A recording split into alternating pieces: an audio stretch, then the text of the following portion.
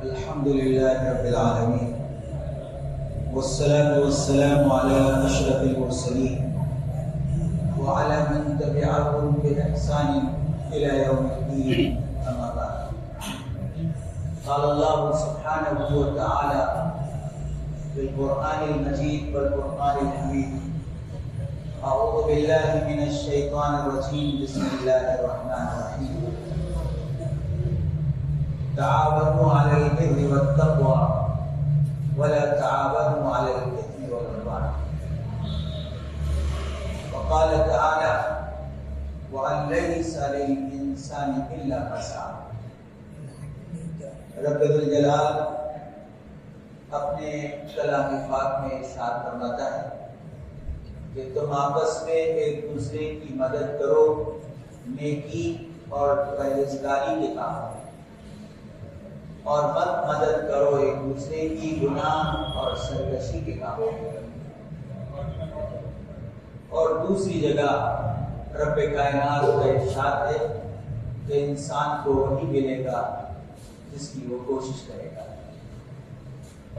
رب الجلال نے ہم تمام کو قیمتی زندگی عطا فرمائی ہے، اور اس قیمتی زندگی کا ہر سیکنڈ قیمتی. یہ زندگی کی صبح کب ہوگی کسی کو نہیں معلوم. اس لیے زندگی کے جس مرحلے میں جو موقع آ جائے، جو اپارچونیٹی اسے مل جائے، اسے غنیمت جاننا اور اس میں کچھ ایسا کام کر گزرنا جو اس کے لیے سامان آخرت ہو جائے. یہ عقل مندی ہے، یہ ہوشیاری. وقت گزرتا رہا، آدمی سوچتا رہا، پلان بناتا رہا، اور سوچتے اور پلان بناتے زندگی کا ایک لمبا مرحلہ گزر گیا تو سوائے کب افسوس ملنے کے اور کوئی حق نہیں ہے. اس لیے جب جس وقت جو وقت ملا ہے اس وقت کچھ اچھا کرنے کا پلان بنانا ایک اچھے انسان کی نشانی ہے. رب الجلال نے فرمایا تم ایک دوسرے کی مدد کرو نیکی کے کاموں میں اور پرہیزگاری کے کاموں میں. جتنی نیکیاں موجود ہے انسان خود اپنے دل سے سمجھتا ہے کہ یہ کام نیک ہے، اور برے کام کو وہ خود سمجھتا ہے کہ یہ کام برا ہے. آقا نبی محمد عربی صلی اللہ علیہ وسلم نے موقع پر دین کا تعارف کراتے ہوئے فرمایا: الدین النصیحہ، دین خیر خواہی کا نام ہے. دوسرے کے بارے میں بھلا چاہنے کا نام دین ہے. نماز پڑھنا یقیناً دین کا حصہ ہے، روزہ رکھنا یقیناً دین کا حصہ ہے، حج کرنا یقیناً دین کا حصہ ہے. جتنی عبادتیں موجود ہیں وہ ڈیوٹی ہے، اس کو بجا لانا ضروری ہے، وہ دین کا ضرور حصہ ہے. لیکن صرف وہ کر کے آدمی دیندار سمجھے تو دھوکے میں. سرکار نے دین کا تعارف کراتے ہوئے یہ نہیں فرمایا کہ جو نماز پڑھے وہ دیندار ہے، جو روزہ رکھے وہ دیندار ہے، بلکہ آپ نے دین کا تعارف کراتے ہوئے فرمایا: الدین النصیحہ، دین خیر خواہی کا نام ہے، دوسروں کا بھلا چاہنے کا نام دین ہے. نماز پڑھنے والا دوسروں کا بھلا چاہنے والا ہوگا، روزہ رکھنے والا دوسروں کا بھلا چاہنے والا ہوگا، حج کرنے والا دوسروں کا بھلا چاہنے والا ہوگا. کیونکہ وہ دین کی بنیادی چیزوں کو کرنے والا ہے تو اس میں دین تو بدرجہ اتم آ چکا ہوگا. اس لیے دین بھلا چاہنے کا نام ہے. سب سے بڑی بھلائی یہ ہے کہ ایک ایمان والا دوسرے ایمان والے کے ایمان کی حفاظت کی کوشش اور فکر کرے. ساری بھلائیوں میں سب سے بڑی بھلائی ہے اپنے ایمان کی سلامتی کی کوشش کرنا ضروری ہے، لیکن اپنے ایمان کی سلامتی کے لیے دوسرے کے ایمان کی سلامتی کی فکر کرنا بھی ضروری ہے. کسی گھر کو آگ لگ جائے تو آدمی دوڑتا ہوا جا کر پورا محلہ اس گھر کی آگ کو بجھاتا ہے. سب کے ذہن میں یہ ہوتا ہے کہ اس آگ کی وجہ سے ارد گرد کے ہمارے مکانوں کو نقصان نہ پہنچ جائے. آبادی میں جھاڑ اور درخت لگائے جاتے ہیں، پوری آبادی میں درخت لگائے جاتے ہیں، پوری آبادی اس کے آکسیجن اور اس کے فوائد سے استفادہ کرتی ہے. کوئی یہ نہیں سوچتا کہ ایک جھاڑ لگے گا تو اس سے ہم کو کیا فائدہ ہوگا، سارے ماحول کو اس سے فائدہ ہوگا۔ اور انسان کی فطرت میں اللہ رب العزت نے یہ رکھا ہے کہ وہ دوسروں کے فائدے کے لیے کام کرنا چاہتا ہے، دوسروں کو نقصان سے بچانا چاہتا ہے۔ آپ دیکھیے کبھی کوئی آدمی راستے میں چلتا ہوا اپنی گاڑی کا لائٹ چالو رکھ کر دن میں چل رہا ہو تو دوسرا آدمی بے چین ہو کر اس کو اشارہ کر کے بند کرنے کی طرف اشارہ کرتا ہے کہ آپ کی گاڑی کا لائٹ چالو ہے، آپ کی گاڑی کا اسٹینڈ ابھی لگا نہیں ہے برابر، آپ اسے درست کر دیجیے۔ بے چین ہو جاتا ہے، مسلم ہو یا غیر مسلم ہو، اپنا ہو یا پرایا ہو، اس کی طبیعت میں یہ بات رکھی ہے کہ میرے جانے والے بھائی کو نقصان نہ پہنچنے پائے۔ انسان کے دل میں اللہ رب العزت نے ایک سافٹ ویئر آلریڈی رکھا ہے کہ وہ سب کا بھلا چاہتا ہے، لیکن صبح و شام کی زندگی، سماجی زندگی، گھریلو زندگی، دوست و احباب کی زندگی میں کچھ چیزیں اس کے اندر آٹومیٹک ڈیولپ ہو جاتی ہے کہ وہ کبھی کبھی سیلفش، خود غرض ہو جاتا ہے، صرف اپنے فائدوں کی طرف نظر رکھتا ہے، عمومی فائدوں سے اس کی نظر ہٹ جاتی ہے۔ اسی لیے تاجدار مدینہ محمد عربی صلی اللہ علیہ وسلم اور آپ جیسے لاکھوں انبیاء نے آ کر انسانوں کے دل و دماغ پر، ان کی اچھی طبیعتوں پر چڑھنے والی اس گرد و غبار کو ہٹانے کا کام کیا ہے اور صحیح ویلیوز، اچھے ویلیوز، اچھی اقدار کو ڈیولپ کرنے کی تعلیم دی۔ آج بدلتے ہوئے ملک کے حالات میں ہم صبح و شام دیکھ رہے ہیں کہ ہم اپنی ایمان کی سلامتی کے ساتھ تو اپنے گھر میں، اپنی مسجد میں، اپنے محلے میں محفوظ ہے، لیکن ایک بڑی آبادی، مسلم آبادی ایسی ہے جہاں بچے ہو، بوڑھے ہو، جوان ہو، مرد ہو، عورتیں، سب کے سب کسی نہ کسی طرح سے ایمان پر ڈاکہ ڈالنے والے ڈاکوؤں کے نشانے پر، بچے نشانے پر ہیں۔ الگ الگ قسم کے کارٹونز، الگ الگ قسم کے سیریل، الگ الگ قسم کی کتابیں، الگ الگ قسم کی ایسی چیزیں بچوں کے لیے ڈیولپ کی جا رہی ہے جس پر کروڑوں روپے خرچ ہو رہے، جہاں سے بچوں کے دماغ کو خراب کر کے ان کے دل و دماغ سے ایمان کو کھرچ کر نکال دیا جائے۔ بے ایمانی کی زندگی کی طرف لے جانے کی منظم کوشش جاری ہے۔ ایک ایمان والے کے لیے ضروری ہے کہ وہ اپنے ایمان کی سلامتی کے ساتھ ان بچوں کے ایمان کی سلامتی کی فکر کرے۔ حضرت مولانا مفتی سبیل صاحب نے اورنگ آباد جیسے تاریخی شہر میں جب بھی حضرت کی آمد ہوئی تو وانم باڑی کا جو تعارف کرایا اس سے ہم بہت متاثر ہیں، اور آج اپنی پیشانی کی آنکھوں سے دیکھ کر پتا چلا کہ واقعی وانم باڑی تو دیکھنے کی، سمجھنے کی اور اقتدا کرنے اور تبلیغ کرنے کی جگہ ہے۔ یہاں سمجھدار لوگوں کی ایک عظیم ٹیم موجود ہے۔ آپ انقلاب لا سکتے ہیں ملک میں ایسے کام کر کے جن کاموں کے ذریعے سے پورے ملک کے بچوں، پورے ملک کے بوڑھوں، پورے ملک کی نوجوان بچیوں کے ایمان کی حفاظت کا انتظام کیا جا سکتا ہے۔ مولانا بیاض احمد رشادی صاحب نے حیدرآباد میں ممبر و محراب فاؤنڈیشن کے نام سے پورے ملک میں ایک آواز لگائی ہے، چلو کچھ تدبیر کریں، کچھ کام کریں۔ چونکہ ہم چلنے والے حالات پر صبح و شام ہوٹل میں، نکڑ پر، یہاں تو کہیں ایسا یقیناً نہیں ہوگا، لیکن ملک کے بے شمار علاقوں میں یہی حال موجود ہے کہ نوجوان ہوٹل میں بیٹھ کر اپنا پلان بنا رہا ہے، اپنے حالات پر تبصرہ کر رہا ہے اور دیر تک جا کر گھر پر آرام کر رہا ہے، صبح دیر میں جاگ رہا ہے۔ یہ عمومی ماحول ہو چکا ہے۔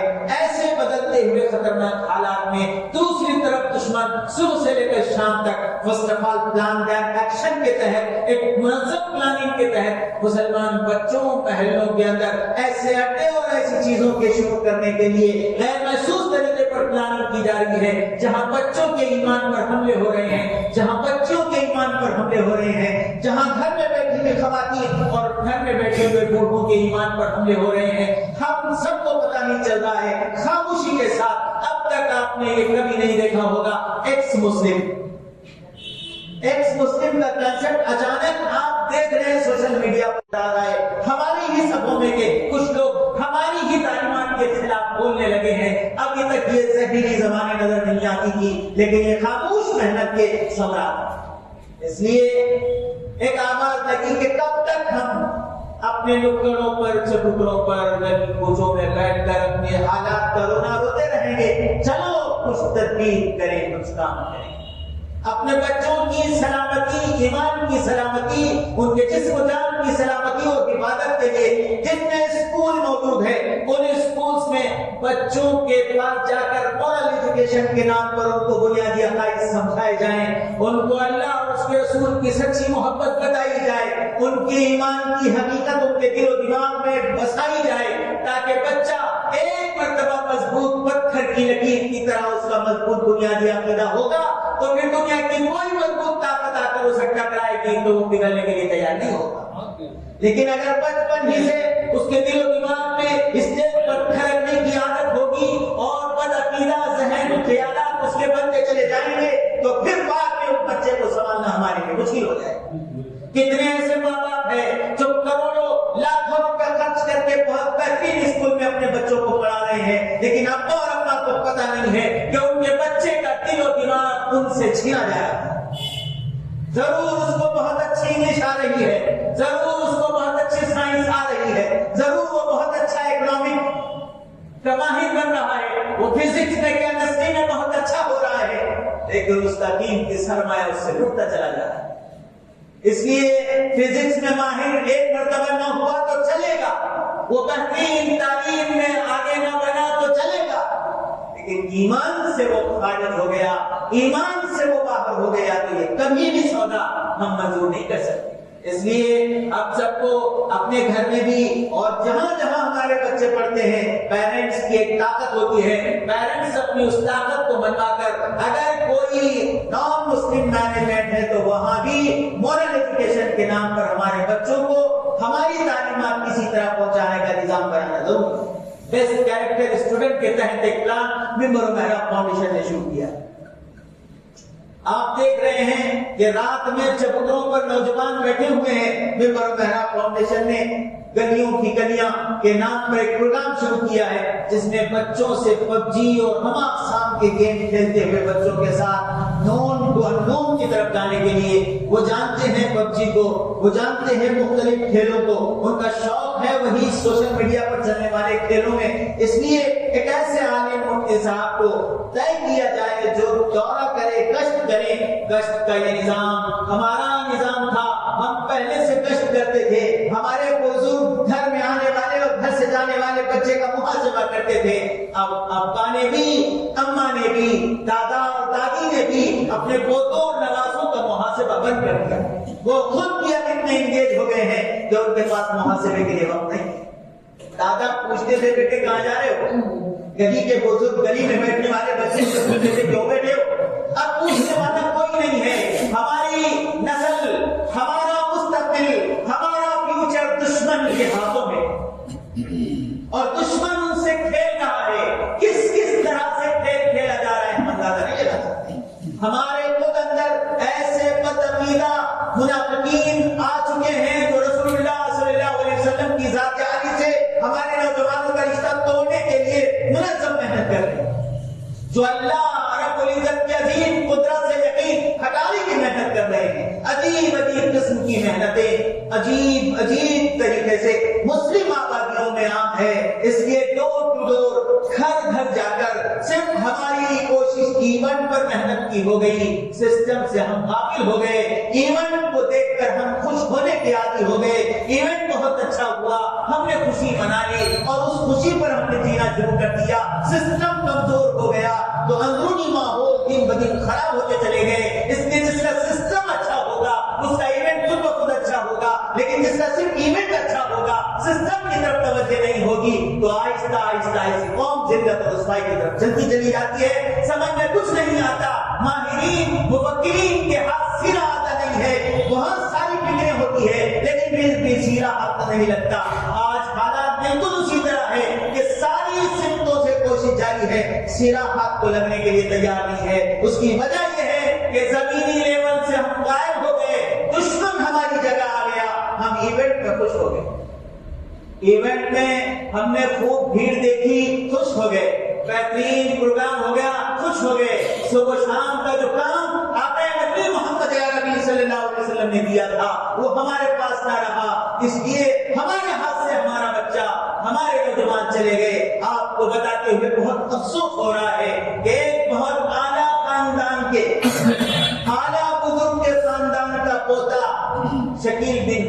مرید بن چکا ہے۔ وجہ کیا ہے؟ گھر میں بچوں پر نگاہ چونٹی کی، سونپ اور چیل کی نگاہ کل اماں ابا کی ہوتی تھی، اب وہ نہیں رہی۔ بچہ کیا دیکھ رہا ہے؟